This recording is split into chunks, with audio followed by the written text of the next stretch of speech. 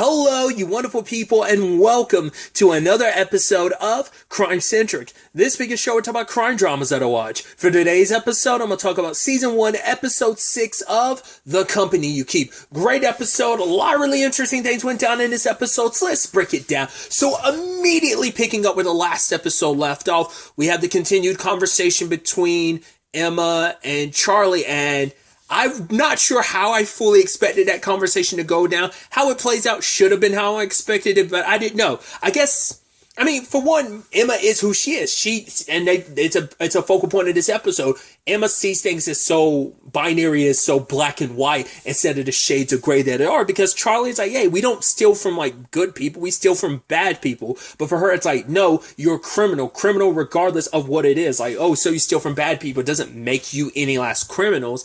And it's like, right, you've lied to me and stuff. But for him, it's like, I've never lied to you. I never expressly, I admitted the truth. Once again, it's a liable mission. But it's like, no, I never actually lied to you, which is, you never, to be fair, it's like, you never really told me the truth about who you were. And I had to kind of find out after, getting snatched up by the CIA, but not really a time to mince hairs about, split hairs. I said mince hair, split hairs about that. So that kind of severely blew up in Charlie's face, his attempt to try and help her, but she wants nothing to do with him. It's like, yo, if you are in bed with Daphne when I take her down, then you and your entire family go down with her. So, because Charlie's trying to explain everything he does is for his family's sake, and I'm also trying to look out for you because Daphne's going to use your family's secrets against you. So Charlie ends up having to come back to the family. Granted, he doesn't have to let them know. So I was wondering how you're going to escape past the conversation of how long you've known versus how long, since you told your family.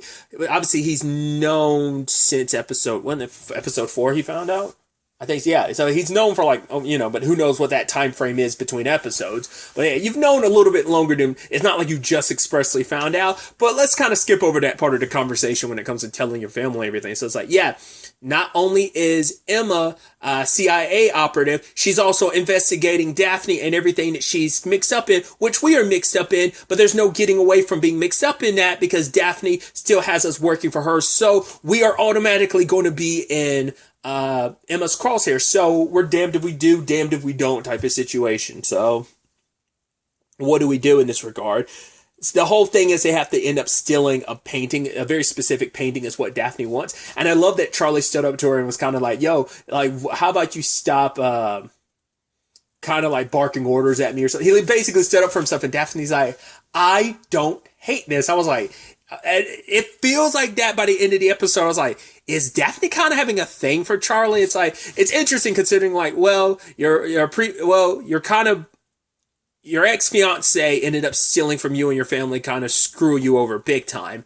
Now your current girlfriend is kind of pissed at you because she found out about what you really were, which was your biggest fear in the first place. So you kind of were like not in the best headspace, but you were kind of also at the perfect headspace to kind of talk to Daphne that way. And she kind of liked it because I think she likes someone that she feels like it's at least someone on her level that feels like so I think, jumping ahead a little bit, I think Charlie's going to have having to play super close to Daphne. I think not only is he going to show what he's made of, but I think they're going to end up becoming a thing. I think you guys are going to have to sell that to take Daphne down. You're going to have to get super close to her. And I think it's going to be, I don't think it's going to be a thing of, oh yeah, like I can't tell like I'm really falling for her versus like it's an act. But maybe it doesn't turn into that, but it definitely seems like Charlie's got her intrigued, so we'll see. Because she's probably always used to dealing with people who are unremarkable, and she's always been the more remarkable one. I mean, she came into this game and like made stuff happen. Once again, she's the one that expanded McGuire's empire, Once again, her brother, half-brother, is just, he's the muscle in all of this. So he's kind of the muscle meathead. He's the one that lost his dad and Daphne 10 mil at the beginning of the series. So yeah, she's the more brains of the operation. So I think she's always felt more superior to enough people around her. She probably had to submit to her dad, even though she's better at this than him. She has the bigger plan. She has a bigger scheme, but she has to placate all the men around her. So probably Charlie was like, oh, like someone who recognizes how good I am, but I also recognize a little something special in you. So that could turn into something more like maybe on her front, but he'll probably be using her we'll see how that turns out. But that was my immediate thought just by the end of the episode. But circling back, let's fill in some of the details of the episode. The painting they're going to have to go after, it's not going to be the easiest thing to go after, but Charlie says they already have a perfect in, and that's Simon. It's like, hey, he's already been calling you. This is, use him to like kind of help like get us an invite to like the guy who has the art, like go to his house, kind of scope it out and kind of see how is the best approach to getting the art. Obviously, for Birdie, it's a complicated thing with Simon because we didn't really know the ins and outs, obviously, prior to this, but it seems like he has his addictions. I don't know. Maybe I don't know if it was drugs or what. Maybe they specified. I didn't remember them expressing like what his addiction was. I'm assuming maybe it was drugs or whatever. But like this art life or whatever was something that they had, and they were madly in love. But Simon broke her heart, and there's a lot of baggage there, which is obviously coming at an interesting time with Charlie and his complicated baggage with Emma, and even Birdie being like, are you just projecting your situation on the mind? And Birdie wanted, because Charlie convinced her, hey, you're just playing a role, it's fine. But Leo had a big issue with this because he's like, right, you weren't there, Charlie. Which Charlie was like, yeah, sorry, I was in the Nicaraguan prison for you protecting my family. Which Leo's like, I'm not trying to undermine you going to prison, what you did to protect us, but it's just you weren't there. It's like you never saw how bad it was with your sister. So, but Charlie's just like, right, she thinks of it, it's like she's playing an act. She doesn't actually have to get close to him. But the problem is, of course, eventually, because for her, it's like she finds herself probably back in the same groove as they were all those years ago. And now it's a situation of you kind of like those feelings that went away, they kind of resurface despite the heartbreak. You kind of go back into your flow and everything, especially because she starts talking about art in front of him. He's like, I miss you talking about art, which she's like, I miss talking about it, because I guess she never really had that connection with anyone else in her family. Like, yeah, they're the thieves that they are, but it was probably only her and Simon who really had those like art talks and stuff like that. This is the world of art was their thing. They were a part. That's what makes her built. That's why she already has a built-in alias, because all she has to do is legitimately go back to her old life of them basking themselves around like the art world and stuff. So sadly, I think the guy's name is Grigori, but like, yeah, sadly his paintings, every single one of them, because even Birdie was like, why is there no security here? I was like, are they all fakes? Turns out that's exactly what they are. They're all fakes. And it's like, right. So you invite people to check out art that's fake. So why are you? But I guess, because it's like, why would you have the real art stashed somewhere else? It's like, well, I guess to keep it safe. But it might also just be that rich person thing of like, well, I want to be able to own it and maybe bask in its glory on my own. It's not meant to be shown off to other people. Maybe because like the real art is also, well, in this episode, he's selling the real art to someone else, like, like with a guy who sells guns and stuff like that. So maybe all the real art is meant to be bargained and sold for, towards some bad people and stuff like that. Maybe that's the reason why he keeps the art safe, because it's like, right, these forgeries to show off to people, but the real ones go to some criminals who want it, but also, in exchange for, what they do. And in this particular case, this guy being kind of a gun runner type of situation. And that's ultimately what Daphne's after. Because, once again, she's getting mixed up in all these different organizations because, once again, she explained the whole situation to her brother, saying like, hey, I want to cut into everyone's business until they're desperate and have no choice but to join. I mean, it might also be her making big moves, considering her brother took like the 10 mil that she got before. Like, he took it 2 episodes ago. So that might also be like maybe her being a little more aggro with her approach. I think the plan is still the same. Maybe she's escalating things quicker, maybe because of all of that. And it's like, right, I'm going to expedite this, prove myself, and just kind of take this whole thing for myself, because that is her ultimate plan. She doesn't want to help her dad. This is about helping herself. She wants to rise through the ranks, and I guess maybe she wants to let her dad stay and rot away in prison and then remove her brother from the equation and she be the top dog. Now the question is how she plans to go about that. Like, how will she be able to do that without pushback from anyone else in the organization? I mean, yeah, she's kind of got the birthright thing going on, but I don't know if their gang necessarily works like that, because even if they did, her brother would be the one that ends up kind of catching that, because I assume he's the firstborn. I assume he's the oldest, but maybe I'm mistaken. I always love the thieving angle of just like how they go about stealing something, how they pull their. So basically, they had Simon be their in, because initially it's like Charlie just took his like car to kind of get into the place, but security wouldn't. Even with that being the case, things are kind of getting moved last second, so they were kind of on an expedited timetable. So Simon was dropping off a quote unquote piece to put in his storage room. Turns out it's actually, or to be stored there, but it's Birdie and Charlie on the inside. So a combination of many different things. Leo dropping off a package that sets on fire. I once again, it's just like the covering their trail too, because it's like, right, we not only did they like finesse their way to get the painting and put a fake in its place, but also they covered their trail that the like little magnet or whatever they had in the door so that like it wouldn't close all the way and it would open. Birdie, like, I was like, yeah, you got to make sure you get that so that anytime someone comes back, they don't notice that. Plus, the fire, they made it seem like it was a coffee machine that went wrong because they replaced the package with like a normal. I'm like, they thought this all the way through. I was like, yeah, because the details matter. I was like, that's actually really neat and meticulous because those are details people would mess up on. Like, oh, I forgot about this thing that I put in the door so that the door would stay open. And oh, the package, like, we need to make it seem like no, so they don't know a crime committed. That's how you make get away with a perfect crime, by making it seem like no crime was committed at all. It's like, to be fair, they're extremely professional at this. I don't know why they've been doing this for a while. I don't know why I'm surprised, but it's just still like those minute little details of like, yeah, once again, just making it seem like the coffee machine was the one that exploded and this package is replaced with something. I thought that was kind of dope. So. Also, they knew that the fire suppression system would kick in and remove all the oxygen, came in with tanks and stuff. They were properly prepared because that's what it's meant to be. Like, they planned this stuff out. And so luckily, dressed as firefighters, they ended up slipping out with the painting.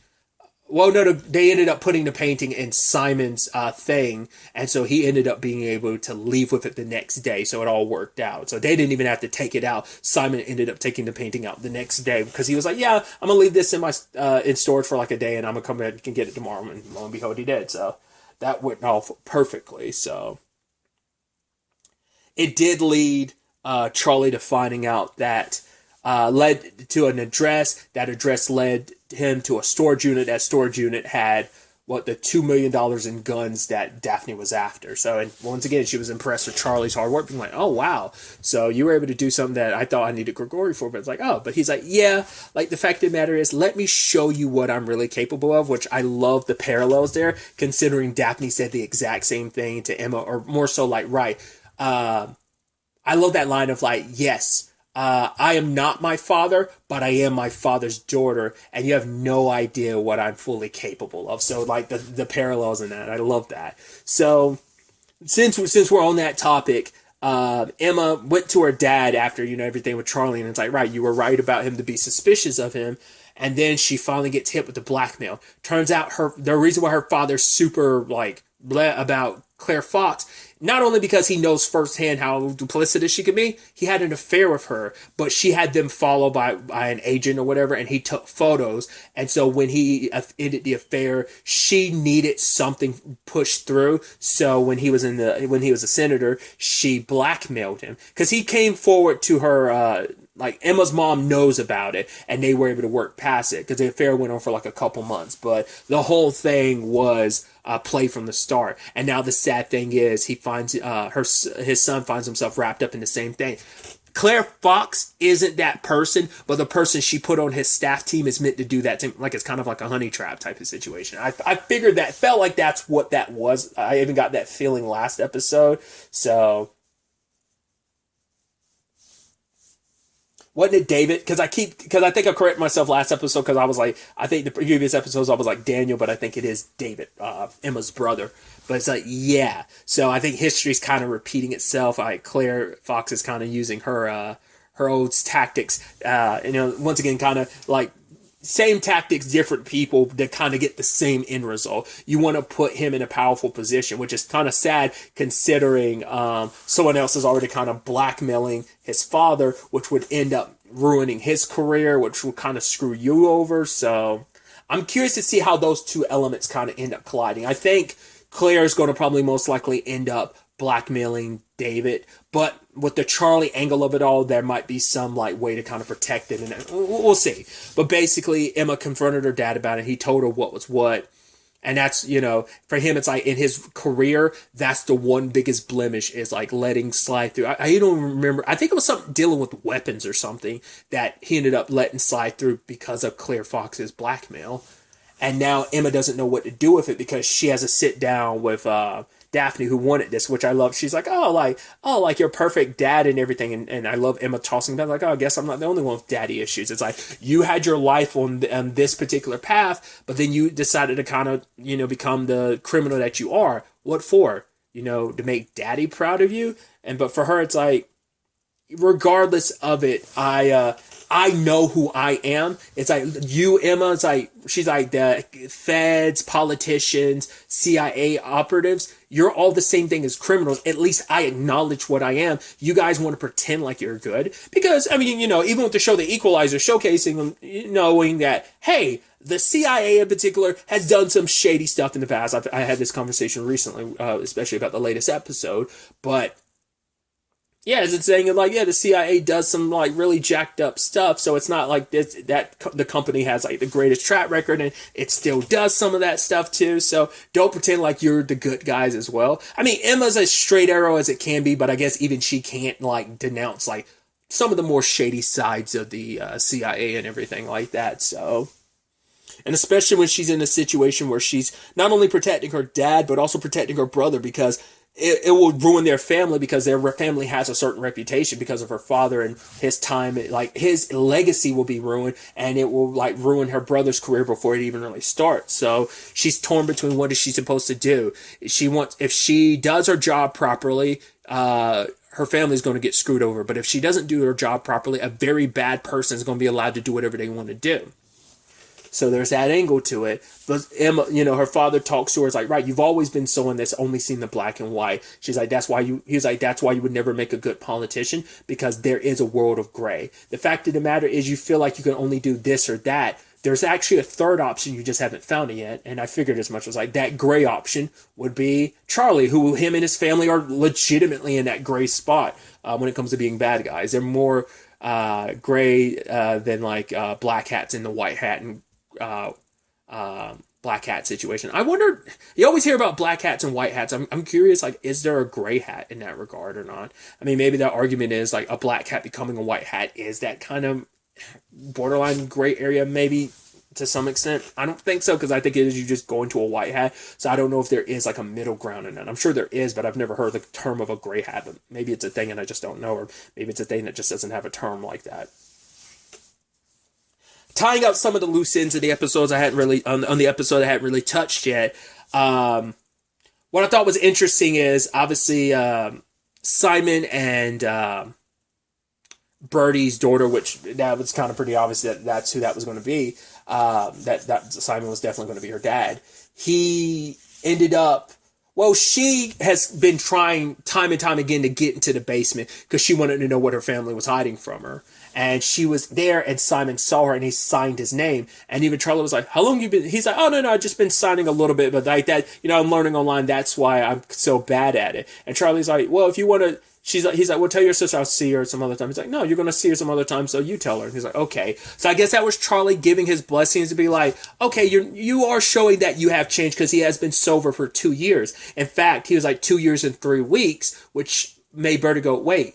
You started reaching out to me 3 weeks ago. You started reaching out to me around your 2-year anniversary of your your 2 years of sobriety, and he was like, yeah, because he wanted to show that he has changed. So that's why I'm like, he specifically learned sign language because he wanted to be able to like talk to his daughter if given the opportunity, and he has the opportunity, which she's also very smart because she figured it out. It's like, wait, is that guy my dad? And it's like, yes. Well, can I see him? And Bertie's like, I don't know yet, but is that a good enough answer? And she's like, yeah, because she figured out what they do. It's like being down there. She's like, I know what you guys do. You steal stuff from people. And it's like, why do you did you not tell me? Because you don't trust me. It's like, no, I just didn't want you to be disappointed in me. But she's like, I can never be disappointed in you. You're my hero, Mom. I don't want to be lied to anymore. So it's like, right, no more lies. And so that all worked out in the end, so that's good. But also Simon dropped something interesting, some info when Birdie asked him, like, why'd you leave like that? Because she's like, that's never been who you are, just like up and leave like that. He's like, you might want to ask your dad. So I guess Leo must have like kicked him to the curb. It's like, stay away from my daughter or I will kill you type of thing, or something. That, I mean, I guess it worked out in the end because eventually Simon did get his act together and now he is a better person. But that might also play into why Leo had even more reservations. I mean, because once again, we didn't really get into the ins and outs of it, but he did stress it to Charlie. You weren't there with how bad things got because of the Simon thing. So him telling Simon, like, yo, get away from my daughter, like you're leading down her bad path. I could definitely see him being the protective father, kind of doing something like that. But once again, we don't fully know what that whole situation fully encompasses. Maybe next episode we'll find out. Maybe Birdie will end up confronting her dad about what Simon said, but we'll see. I wonder, does that also mean we'll be seeing Simon from time to time going forward? We'll have to wait and see. But we also have Charlie and Emma talking, and Emma's like, right, we'll help each other out. Let's work together. Yes, it's because for Charlie, it's like, oh, because she's like, right, I need you to help me take down Daphne. And it's like, oh, so you wanted my help. I tried to offer my help before, but you were like, no, I'm a criminal. But now you want to take advantage of the fact is that I am a criminal. But it's like, right. And that was a heartbreaking line when he was like, yeah, I'm going to do some stuff that you're not going to like. And she's like, well, luckily I don't like you already. So nothing's really going to change that much. It's kind of very cutting considering despite it's not like his feelings for her disappear. Her feelings for him disappear, but they're there. Whether she acknowledges them or not right now, but they're there, but they're severely muddled. His haven't really changed because he loves her, but it cuts deep when she can't see that what they had is something special. It did mean something. It was beautiful. It was honest, despite him kind of hiding the fact it's a part of who he is, but now it's out in the open. But her being able to come to terms with that is going to be a whole other conversation itself. Can she, But now it's a mutual situation. You will come work for me. I'll protect your family while you protect mine type of situation. So, and I guess it's like by keeping Charlie on close to her, it's like, right, I can keep investigating without Daphne knowing, and that way she has less reason to go after my family. So, what this new dynamic looks like is definitely going to be interesting. We might even have Emma show up, and she might even be a part of some of the planning process. We'll see. Charlie might have to keep her well in the dark so she doesn't know the ins and outs of a lot of that stuff. So I don't know if she's going to show up at some of those family meetings now, which is going to make that interesting and awkward, or is that just she's going to just secretly meet up with Charlie? Because Daphne does just drop by from time to time, so you can't have Emma there at the same time. I mean, I'm curious, will Daphne end up finding out that they dated at one point in time, and so that might make her suspicious of Charlie in the future. And when that time comes, who knows? It's definitely going to, I mean, if they're not caught meeting up at some point present day, after they've made this deal, some point in the future, they're caught meeting up with each other, or whether it's just a thing of she just happens to find out in retrospect that they were dating at one point in time, that's a whole can of worms in itself. It's definitely going to be interesting to see what this new dynamic, what all of this looks like going forward into the next episode. But really, that's all I wanted to talk about. Till the next time we meet, be happy, be safe, live life to the fullest, and enjoy it. Good day, and goodbye.